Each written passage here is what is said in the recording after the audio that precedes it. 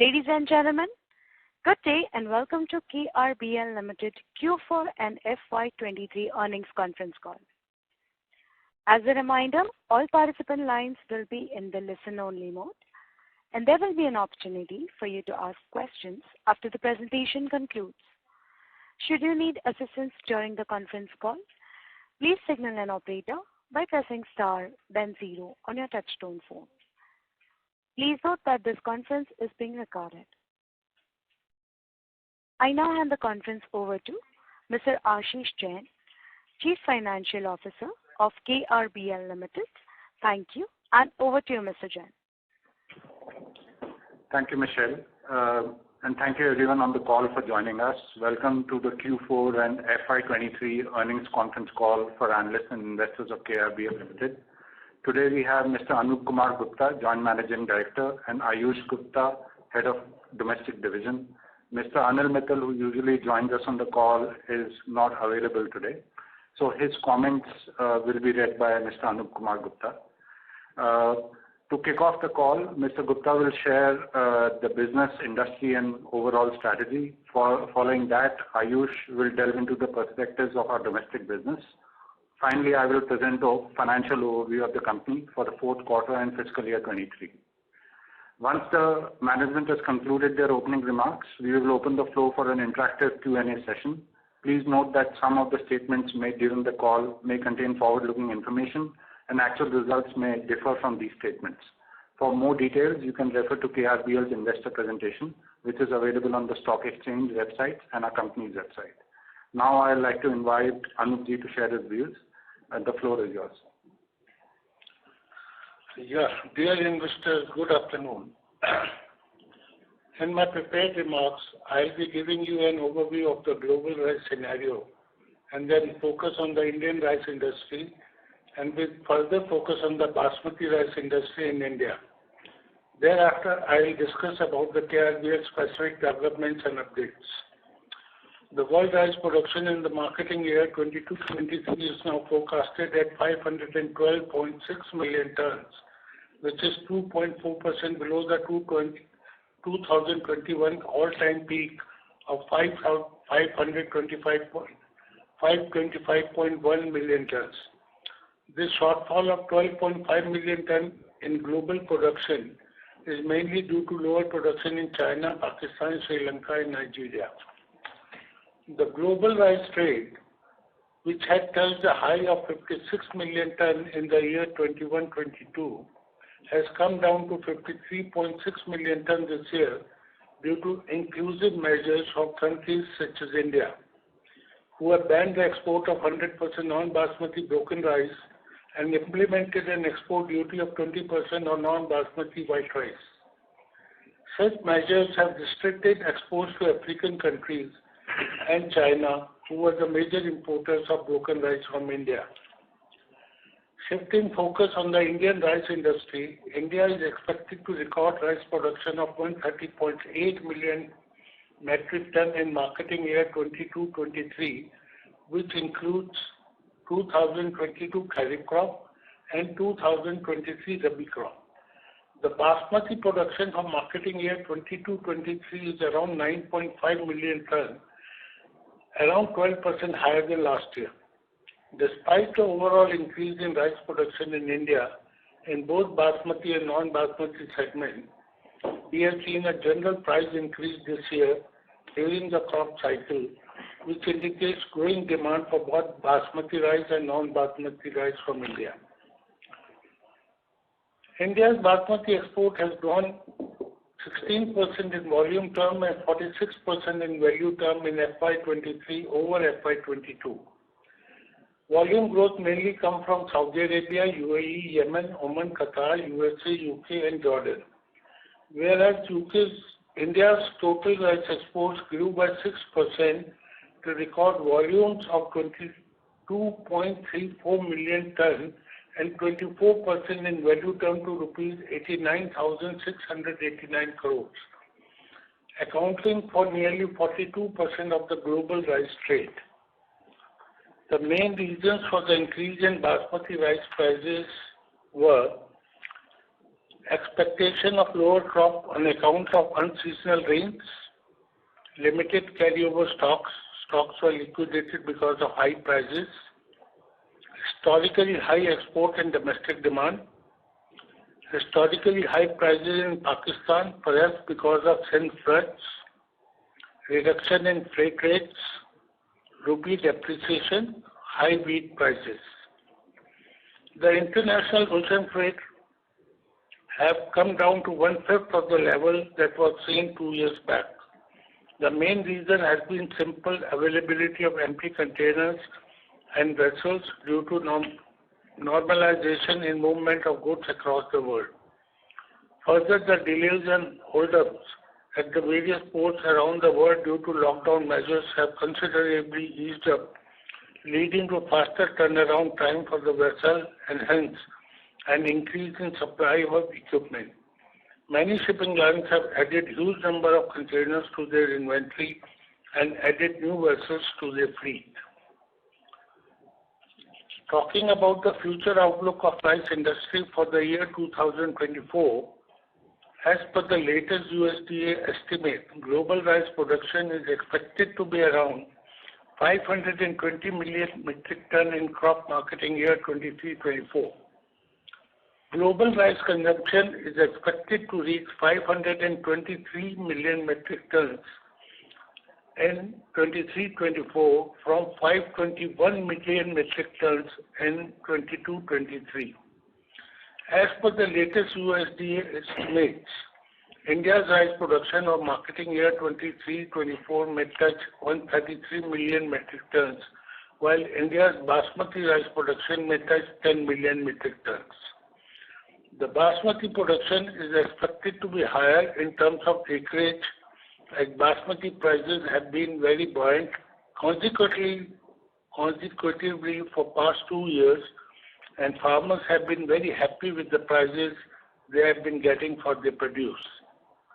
But the main factor which has the highest impact on the production of rice is the weather. While IMD has forecasted a normal monsoon, SkyMet estimates a below average monsoon owing to El Nino. Although all these estimates are very preliminary and they are subject to change as we come closer to the sowing period. But India faced El Nino in 2014 and 2018, and in both the years the staple grain production was unaffected. Hence, we feel that the impact of El Nino will be weak. Now the KRBL financial performance. KRBL recorded highest ever annual consolidated performance. Total revenue is of 5,456 crores. EBITDA is 1,031 crores. PAT is 701 crores. Our exports revenue of 331 crore in quarter 4 23 against 280 crore in quarter 4 22.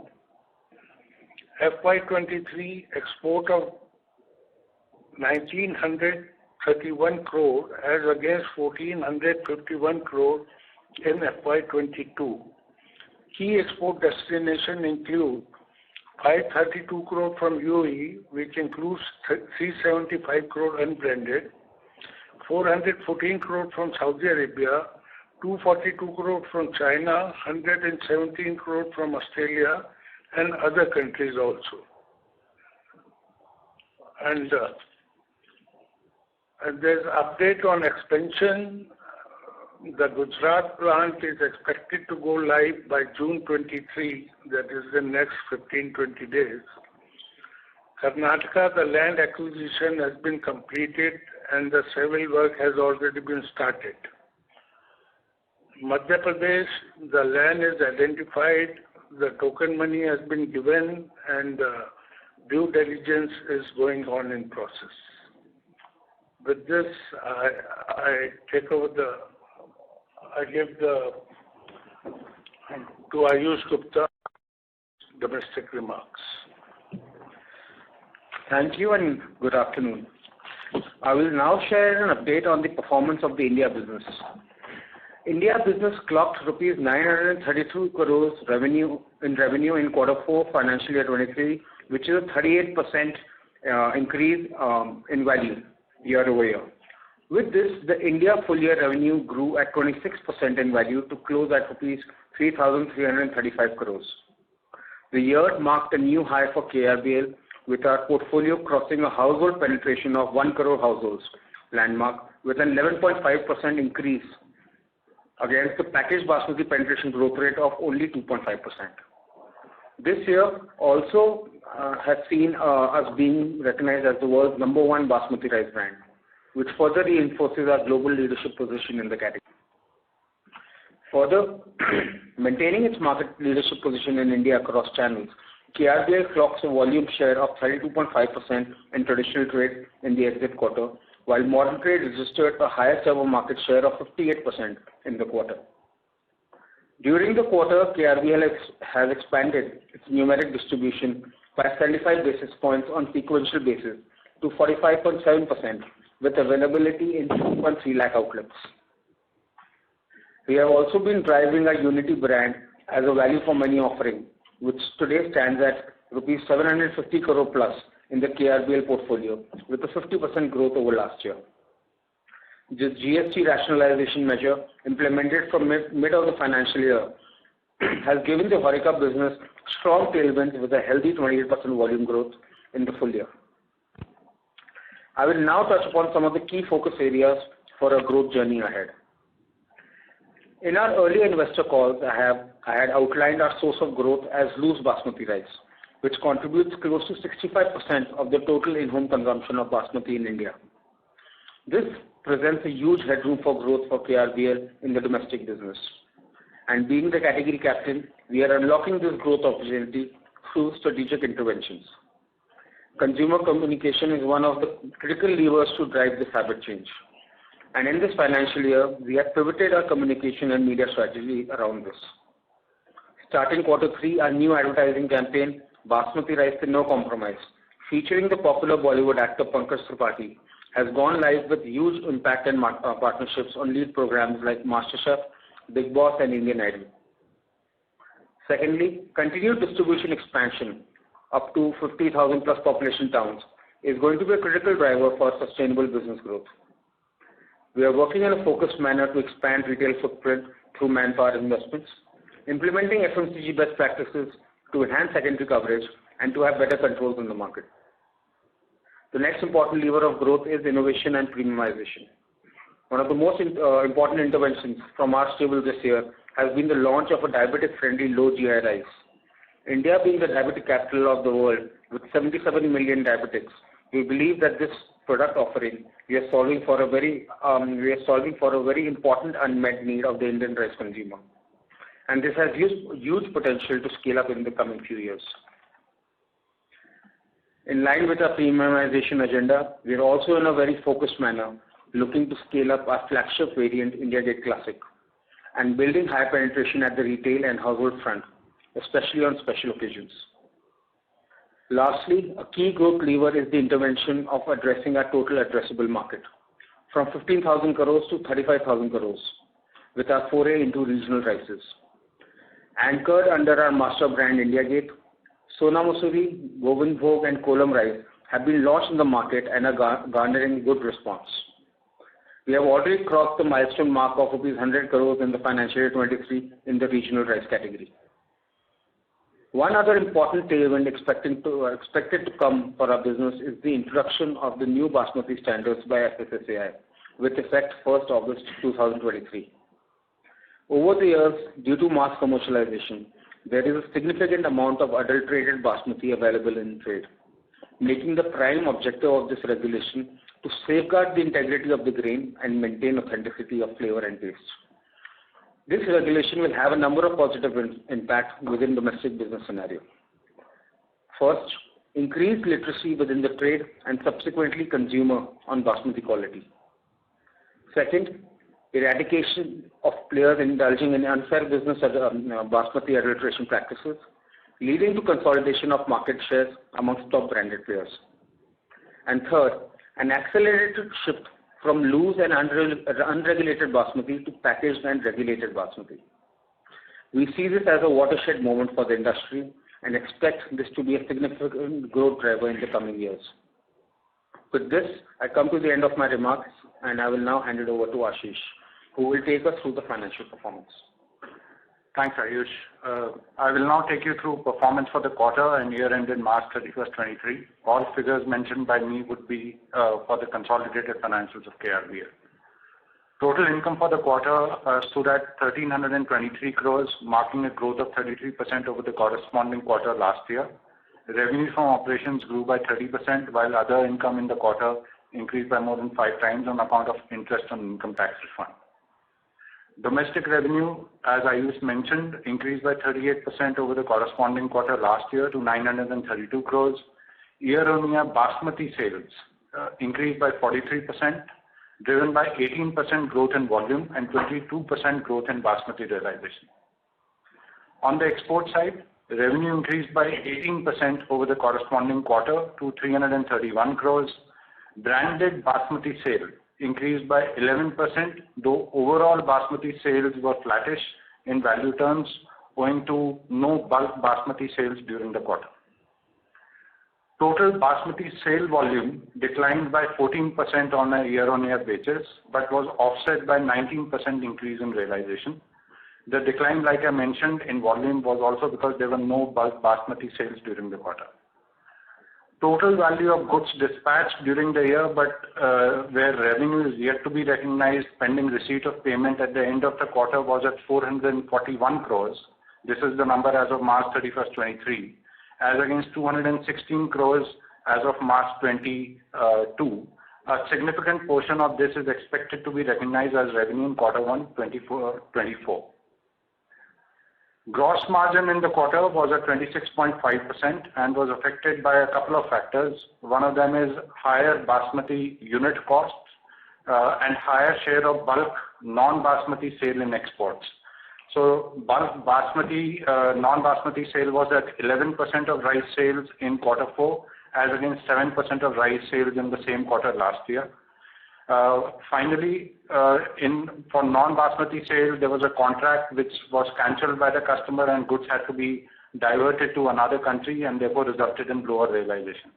So these 3 factors, which is higher unit basmati cost as compared to same quarter last year, higher share of bulk non-basmati sale in exports, and lower realization on a bulk non-basmati sale, resulted in the gross margin.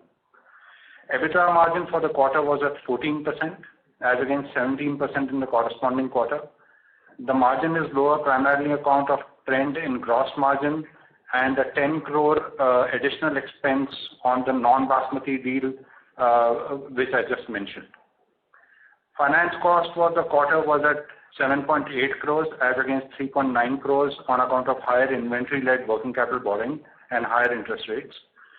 PAT for the quarter was at 118 crores or 8.9% PAT margin as against 109 crores or 11% in the corresponding quarter. The number is lower on account of the factors that I mentioned, and also because the effective tax rate in the quarter is higher, as there was an MTM related loss set off which is not eligible in the taxable income. So in short, our taxable income was higher than the reported PBT, which resulted in higher tax. I will now share an analysis of quarter 4 versus the preceding quarter, so quarter 4 23 versus quarter 3 23.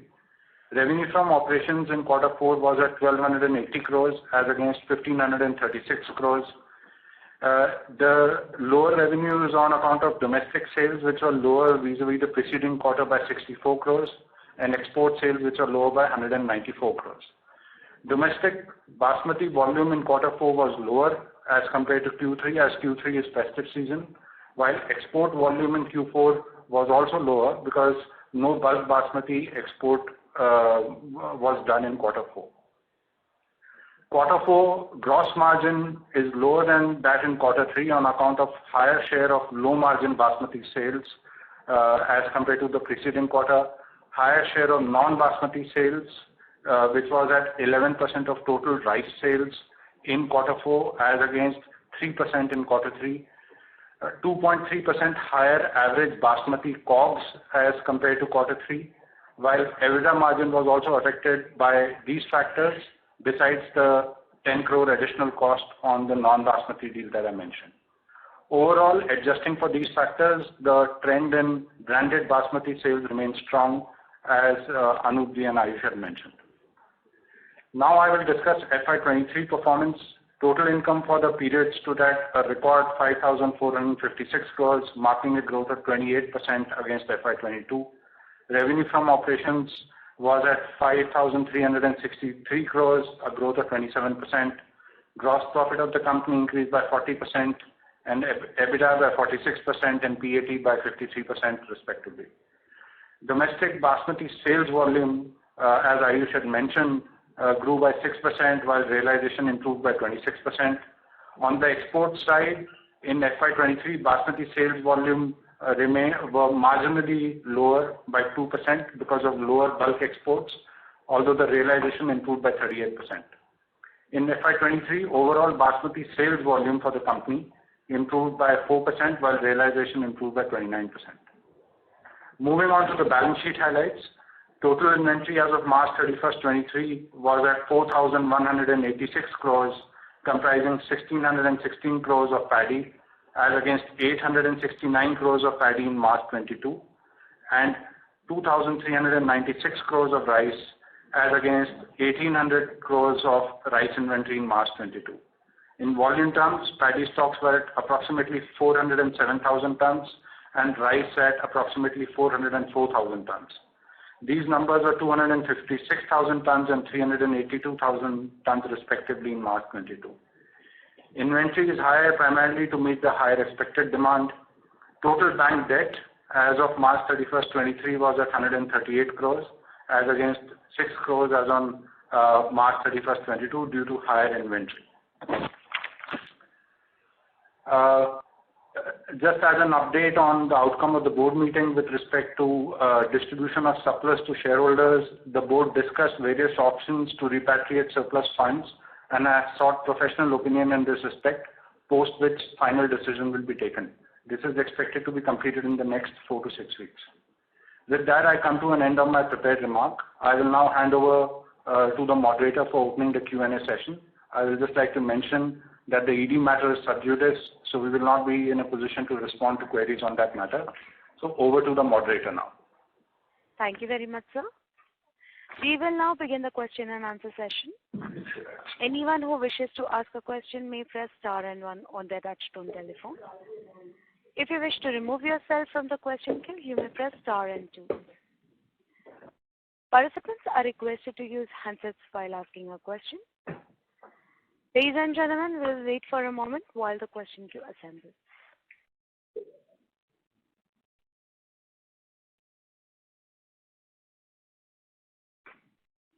Ladies and gentlemen, in order to ensure that the management will be able to address questions from all participants in the conference, please limit your questions to 2 per participant. Should you have a follow-up question, please rejoin the queue. Thank you. We have the first question from the line of Himanshu Upadhyay from O3 PMS. Please go. Hello. Hello. Please yes, we can hear you. Yeah. So my first question was, what we hear from various consumer companies is that consumer demand is low and uptrading is not happening, especially at the middle class and lower middle class level. We have a very large inventory at this point of time.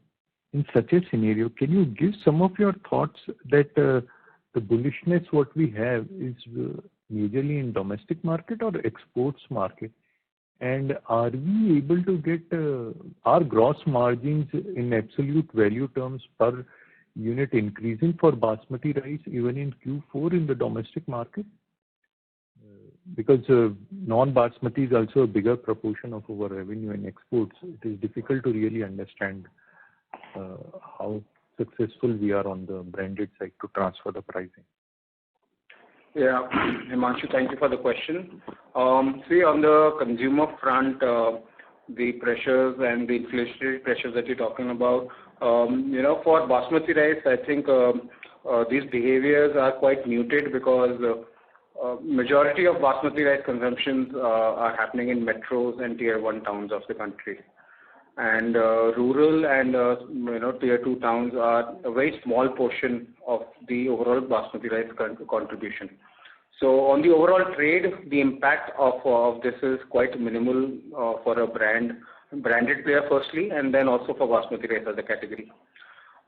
Secondly, on the stock front, the stock position that we carry, that is for both export and domestic, I would say quite equally. So, it's not that we are over leveraged on stock position for any particular.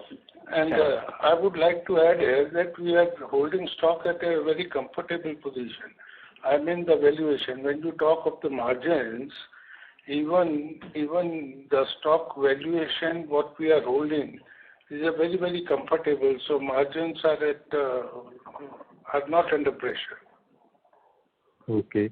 And secondly, again, the question was on Horesa distributor in Saudi Arabia. Last call, we stated that we should be able to confirm the distribution agreement here. Are we done with it? And how did that market perform for us with the new distributor? Are we back to what we were doing in the earlier days, or there is still some gap to fill in Saudi Arabia market? Yeah, Horeca is still not done, but the present distributor is not back to the same. But we are going. We are expecting that it will be done in next 1 or 2 quarters. So just to add to what Anupji said, I think if we look at our value sales to Saudi, they are roughly 2x the number that we had in FY22. Right. So I think the distributor is performing on expected lines, but we expect the next year to be better. Okay. Thanks for that. And one more thing, this is on slide 6, okay, where we have said that the margins were under pressure because of some contract which got cancelled. But was it such a big contract? Because on nearly more than 1,000 crores of revenue for nearly 1,300 crores of revenue for the quarter, the margin got impacted, you are saying? No, so I'll explain. So that was one of the factors. I think you are referring to the reason why the margin is lower in quarter 4 as compared to the same quarter last year. Right? Yeah. Yeah. So I think, like I had mentioned in my speech, a couple of things happened. See, if you look at year-on-year basis, when we look at our average cost of goods sold for basmati, on a year-on-year basis for the quarter, the basmati COGS increased by 24%, while the realization increased for basmati by 17%. So to that extent, the cost increase has been higher.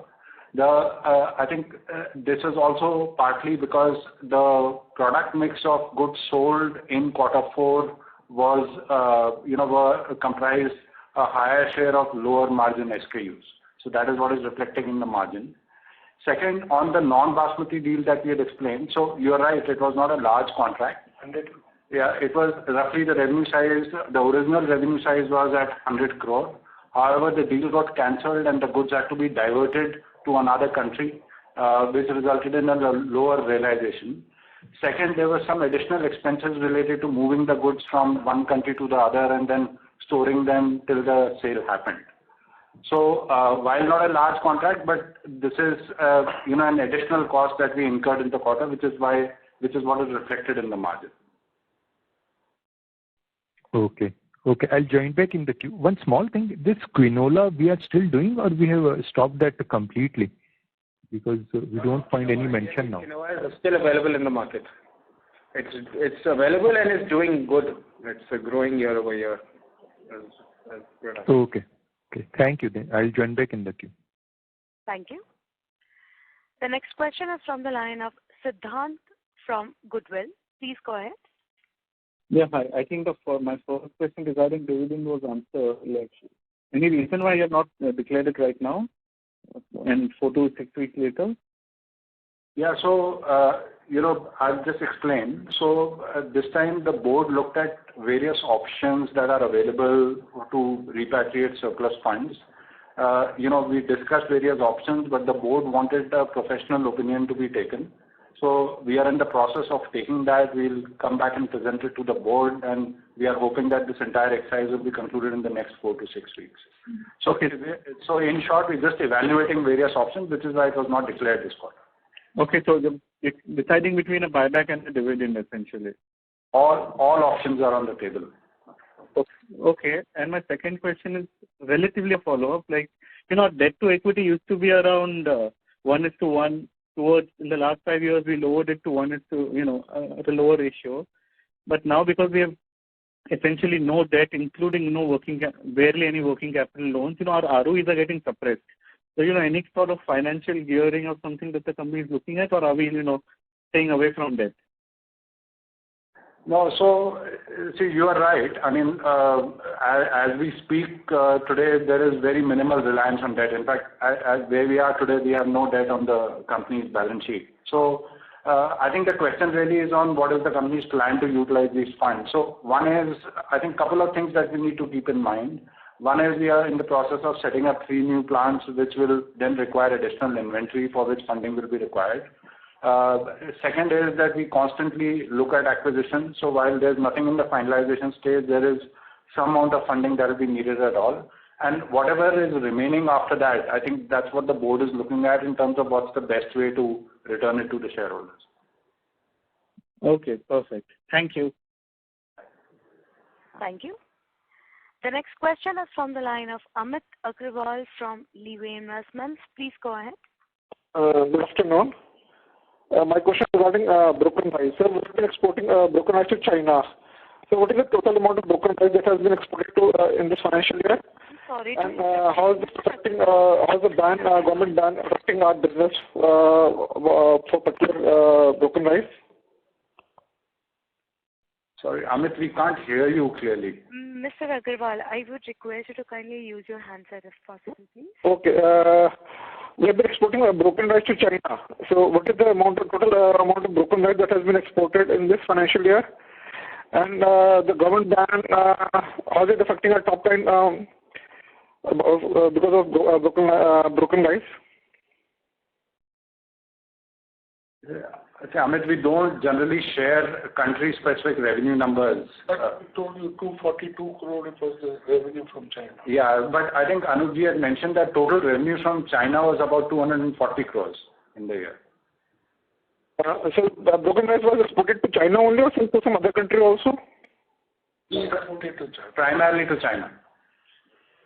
And my second question is regarding the realization of the basmati rice in domestic market. Sir, the company has been saying that 17% is the more realization has been happened in this particular year. But if you compare the retail tax pricing of basmati classic or some other categories, the change has been 9 to 10% per annum. So how is this realization coming 17%? So I think the question is that the change in classic price year only is 9%, while we are saying that the realization is up by 17%. So how is that happening? Yeah, Himanshu, see, Basmati, India Gate Classic is a very small portion of our overall sales volume and portfolio mix. So while India Gate Classic price increase would have only been 9 to 10%, there are other products in the portfolio which have increased in high double digits, maybe 20-25%. So the net average realization is 17% on the overall domestic business. Certain product categories would have moved accordingly, to consumer behavior and other factors. So is there any more scope of raising the prices further, or I think this will stabilize at this point? So yeah, being a consumer-oriented retail product, try to maintain prices as stable as possible. But looking at the commodity markets, we will keep evaluating our realizations accordingly. And my last question regarding RTL fund. Sir, we deposited 190 crores 2 or 3 years back, and we have got interest. Have we got the fund back, or is it still pending with the government? No, for those particular years, in that case, we've received all the funds back from the government. So there's no refund that need to be accounted for? On that particular matter, yes. There may be other refunds pertaining to other financial years, but on that matter, we received all the refunds. Okay, thank you. Thank you. The next question is from the line of Somin Chaudhary from Jet H Securities Private Limited. Please go ahead. Good afternoon, sir, and thank you for the opportunity. Sir, this quarter we saw a significant decline in export revenue from the last couple of quarters that we have seen. Whereas one would have thought that one should have got the benefit of Ramadan also. So is there any particular reason why this has happened, and what is the outlook on this going forward? Yeah. As I explained in my speech, as of March 31st, we had about 440 crores of exports that were dispatched, but the revenue is pending recognition. Now, if we look at the same period last quarter, this number was around 220 crores. So, as you are aware, we recognize revenue only once the payments are received. Now, so this additional revenue, most of this 440 crores will be recognized in quarter one. So if you look at export sales across quarter four and quarter one, you would find that the trend is being maintained. So I think it's a timing difference that has happened in case of exports. So are we looking at a decent increase over last year? Say if we look at for the year as a whole, are we looking at a significant improvement in volumes and revenue in terms of exports in this year? See, if we look at quarter one, you would recall that our exports in quarter three were at roughly above 500 crores. So we are hoping that in quarter one, which is the current quarter, we will come back to that level. Okay. And just one small thing on realizations. If we compare like to like, would realizations have been slightly higher in Q4 vis-a-vis Q3 in exports? Just for Basmati, if we say. No, very similar levels. No significant increase vis-a-vis Q3. Okay. And domestic also? Yes. Okay. Okay, fine. That's it from my side. Thank you. Thank you. The next question is from the line of Kush Gankar from KRBL. Please go ahead. Hi. My question was on exports. Exports, as we have seen, exports have been a pain point since the last few years and have been quite rapid. Even in this quarter, you mentioned that some part would be transferred to Q1. But then if 200 crores which should have come in Q4 gets transferred to Q1, that means Q1 is already lower versus our current run rate. So can you understand what will be a sustainable growth or run rate for exports, say, for the next 1 or 2 years? Yeah, so I will just, give a short-term view and then a slightly longer-term view. See, as you know, part of our exports also include bulk exports. So, and that tends to be lumpy. So, you may have quarters in which there is significant bulk export, and then you may have a quarter like Q4 where it doesn't happen. So first, on a quarter-on-quarter basis, that's primarily the reason why you will see export, revenue moving. However, from a longer-term perspective, when we look at both elements of export, one is both branded as well as bulk, I think we see the outlook as bright. Because as Anup ji had also mentioned, I think we're continuing to see strong Basmati demand from countries both for the package as well as non-Basmati space. Right, okay. And what would be the mix of bulk in exports? Can you share that? Yeah, on an annual basis, we do about 800 to 900 crores of bulk exports. So out of the current year revenue of, let's say, roughly 5,400 crores, about 800 to 900 crores is bulk. Okay, got it. And as you mentioned earlier, I think Saudi, our initial, before the business went down, our run rate was 1,000 crores plus, I think. And Anil ji had mentioned that say in a year or two, we hope to reach that figure. So are you confident from current 400 plus something crore reach that figure?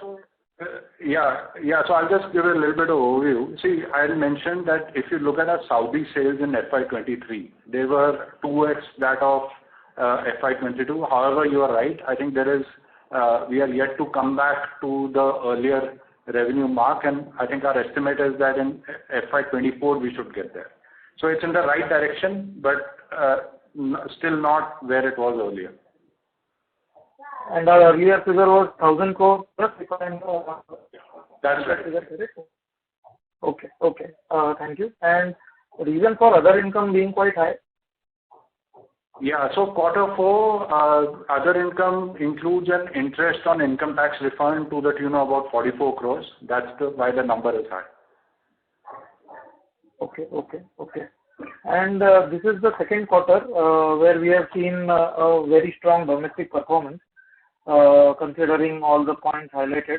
So are we confident that this has become a base now, and we should, in spite of all the weakness in demand, etc., this has become the base now, and we should say scale up quite significantly even from current higher levels? Yeah, definitely. I think domestic business, as I mentioned in my remarks, also has been seeing good tailwinds both in the bulk pack segment as well as the consumer pack segment. Our communication strategies, our distribution strategies are all working well. Brand penetrations are doing good. Consumer demand as well. So, what we have achieved in the last 2 quarters is now become the base for us, and we'll be looking forward to build on it quarter on quarter. Great. Thank you. That's helpful. Thank you. The next question is from the line of Varun Bang from Bryanston Investments. Please go ahead.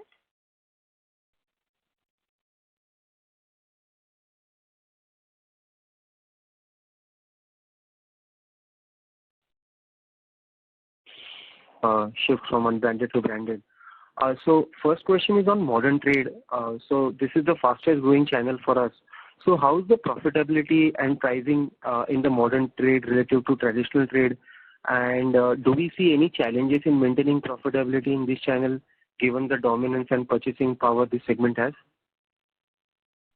Frankly, Varun, thank you, Varun, for the question. A modern trade and e-commerce channel actually for us is more profitable if I compare the overall P&L account because expenses are quite less compared to general trade.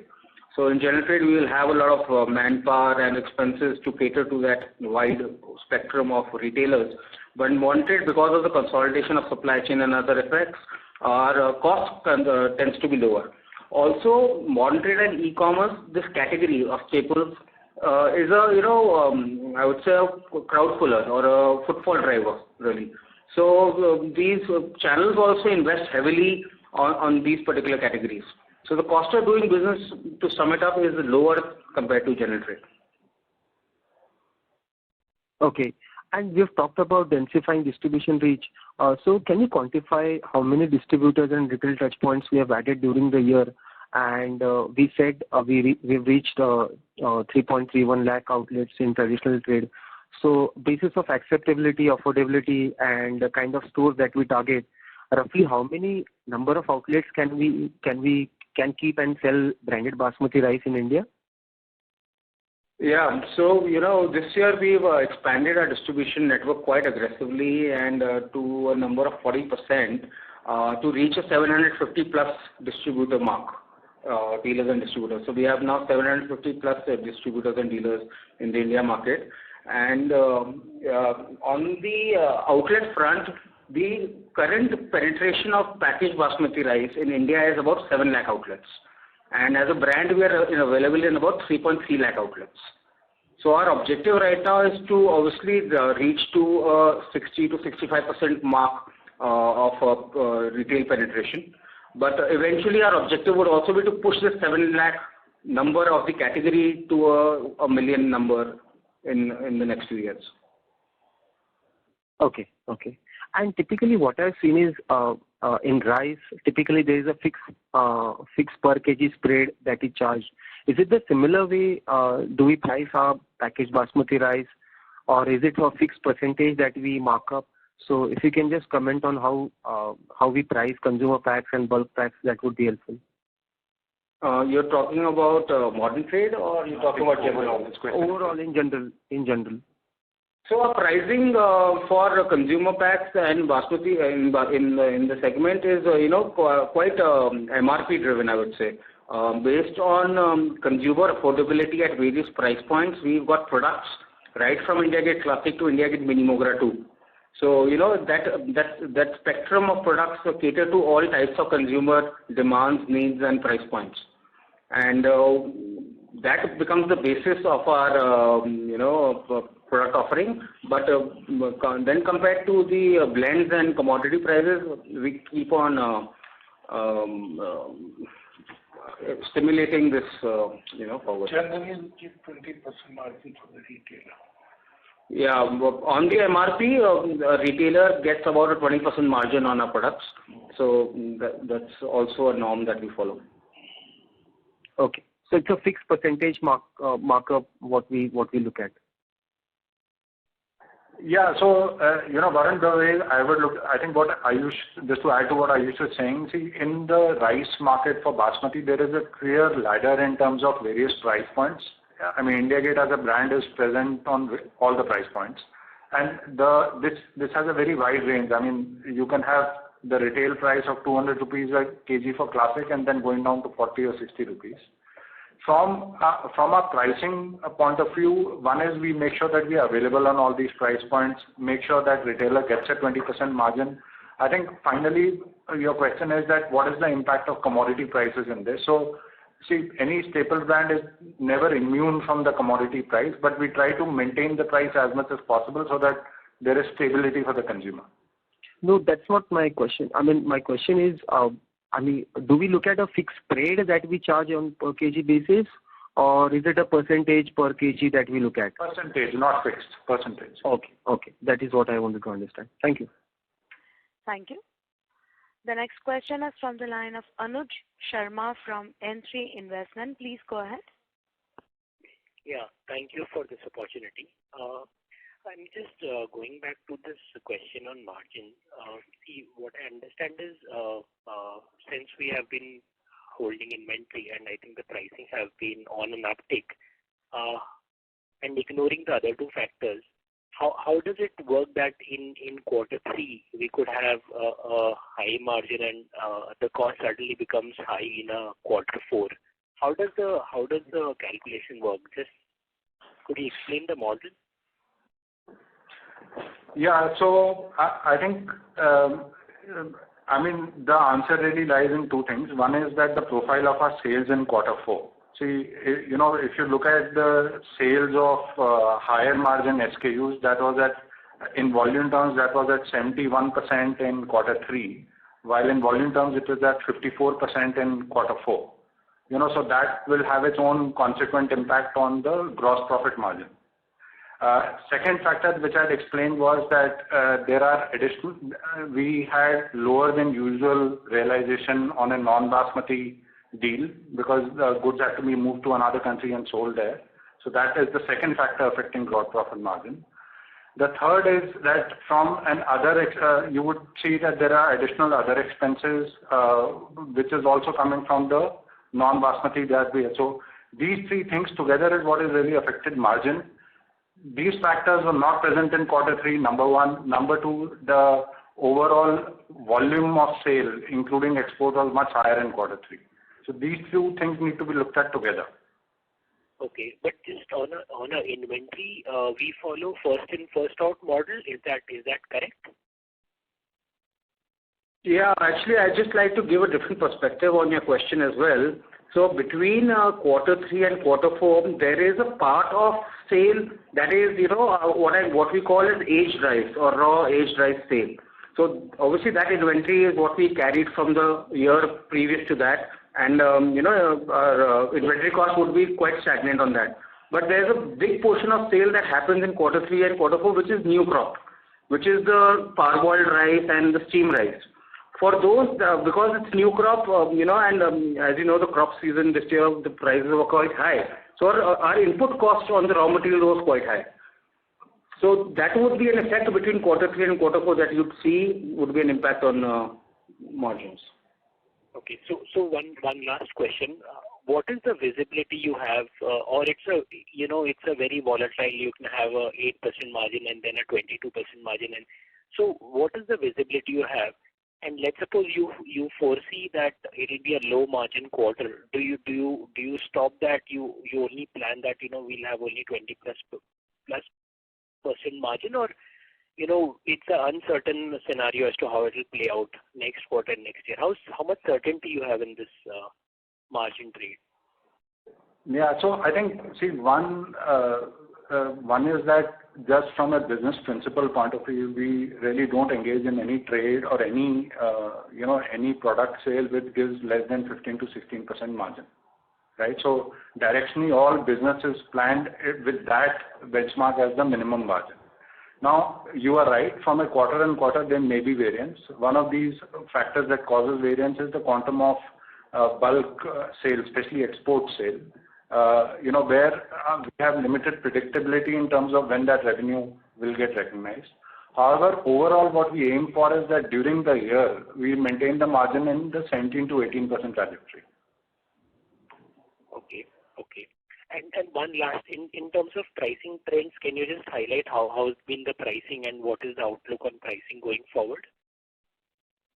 This is the finished, or maybe the or the raw material, both could help. No, we are expecting the new season in the month of October, November. Now the pricing are quite stagnant, and in the new year we think the prices will come down, definitely. Okay. And despite that, we would want to have one of the highest ever inventory, despite the... This is the aged rice. I have told many times that aged rice is a different thing than a new rice. Aged rice has its own premium. Sure. So I'm saying the incremental inventory. I understand the aged rice, but we have built up inventory, and if we are expecting a price reduction... so that will all be aged rice. It will have a premium. There's no problem. All right. Thank you. Thank you. A reminder to all the participants, kindly limit your questions to 2 per participant. Should you have a follow-up question, please rejoin the queue. Thank you. The next question is from the line of Jikar Upadhyay from Amtica Consultants Private Limited. Please go ahead. Thank you for the opportunity, and my congratulations to the management for a good set of numbers. Sir, I have some very broad questions in terms of the overall, the volume, how it is placed in terms of the India volumes and the export volumes. And how do we look at the margin when one wants to model it? Is it on do you track margins on a per ton basis? And if yes, what is the benchmark margin that you look at? Yeah. So, the EBITDA margin range that we look at is a minimum of 17 to 18%. So that's what we are hoping to achieve through the year. Now, like I explained in the previous answer, now quarter to quarter this may vary because there is a lumpiness in the nature of bulk exports. But however, over the year, you can expect a 17 to 18% margin to be maintained. Right. And would the margin for the export business be higher than the domestic?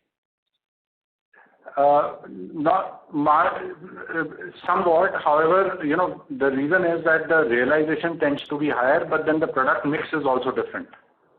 Got it. Right? So typically it may be around 5% higher than the domestic business. Understood, sir. And what would be the realization for domestic and exports broadly? Basmati, you're talking about quarter 4? Even an overall picture for FY23 would be fine. Yeah, so if we look at overall Basmati realization in the domestic market, that was at around 74,000 per ton. This is Basmati branded for the full financial year FY23. The same number for Basmati branded in export was 130,000 tons. 130,000 rupees per ton. Generally, the realization is okay. I got it. And this is the export part is branded. Yes. So both numbers are for branded. Got it. And if I may ask, lastly, what would be the overall scale in terms of the volumes for India and exports? In terms of our volume sale? Yes, sales volume. Yeah, so domestic Basmati branded sale last financial year was at about 370,000 tons, and Basmati branded export sale was at around 90,000 tons. Got it, sir. And we are not into any kind of, is the traded or private label volume very high, or to focus more on branded? Yeah, given that number, that out of roughly 5,400 crore revenue, bulk export is to the tune of about 800 to 900 crores. Got it, sir. Got it. Thank you. Thank you. Thank you. The next question is from the line of Hariom Patwari from GSM Wealth Advisors. Please go ahead. Hello. Am I audible, sir? Yes. Yes, we can. Good afternoon, everyone. Thanks for taking up my question. My question is, what is the split of business between Basmati and non-Basmati in volume terms? Yeah, so, if we look at the domestic branded business, like I mentioned, domestic branded Basmati volume was like 370,000 tons. The non-Basmati branded was at about 21,000 tons. So 370 Basmati branded in domestic, 21,000 tons non-Basmati branded. In exports, Basmati branded was at 88,000 tons, while non-Basmati branded was small at about 5,000 tons. Okay. Any further questions? No, that's it from my side. Thank you for answering my question. Ladies and gentlemen, this would be the last question for today, which is from the line of Praveen from Yes Securities. Please go ahead. First of all, congratulations for a good result. So, Mr. Ashish has said about something about some M2M. So, I just want to understand what kind of M2M he was referring. And he has just informed that there is a 44 crore income of interest on tax refund. So, what kind of refund this is? So, the MTM loss that I was referring to is that, we mark to market our investments. So, on that investment portfolio, there was a notional loss of 3 crores. So, the PBT that we reported was after adjusting for that loss. However, in taxable income, that set-off is not available. So, our taxable income was higher than the reported PBT, which is what resulted in a tax outgo. So, when you take that tax outgo as a percentage of PBT, it appears to be higher than the previous quarter. So, that is what I was trying to explain. The other income number you are referring to includes interest on income tax refund. So, we have made disclosures on this case, but broadly it is, there were delayed refund from income tax authorities on which we were entitled to interest, which was received, and it is recognized as other income.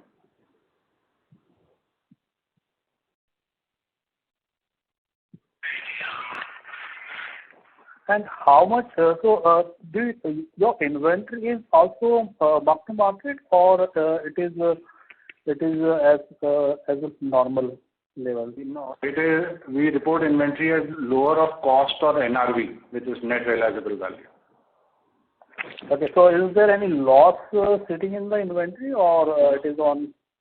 No, on the contrary, as Anupji had mentioned, the market prices are far higher than our average inventory cost. No loss at all. Oh, got it. Any further questions, Mr. Praveen? No, thank you. Thank you.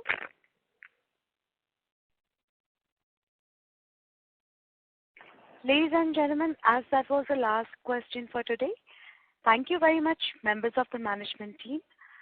On behalf of KRBL Limited, that concludes this conference. Thank you for joining us, and you may now disconnect your lines. Thank you.